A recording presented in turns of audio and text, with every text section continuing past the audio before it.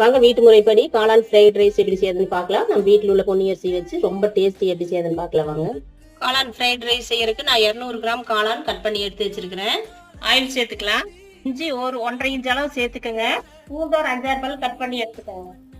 பெரிய வெங்காயம் நீல வாக்கில் வெட்டி எடுத்துக்கோங்க. வரமிளகாய் ஒரு 2 சேர்த்துறேன். நீங்க பச்சை மிளகாய் விருப்பம் இருந்தா சேர்த்துக்கோங்க. இப்போ காளான் சேர்த்துக்கலாம்.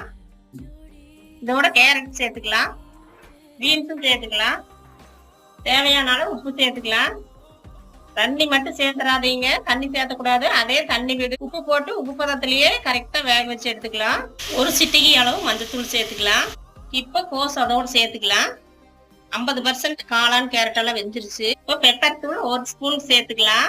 இப்ப காளானோட சேர்த்து பெரட்டிக்கலாம். நல்லா பளபளன்னு இருக்குது. நல்லா போட்டு பெரட்டி விட்டாச்சு. இந்த மாதிரி பெரட்டி விட்டுக்குங்க. ரொம்ப டேஸ்டியா இருக்கு. ட்ரை பண்ணி பார்த்து எப்படி இருக்குன்னு கமெண்ட்ல சொல்லுங்க.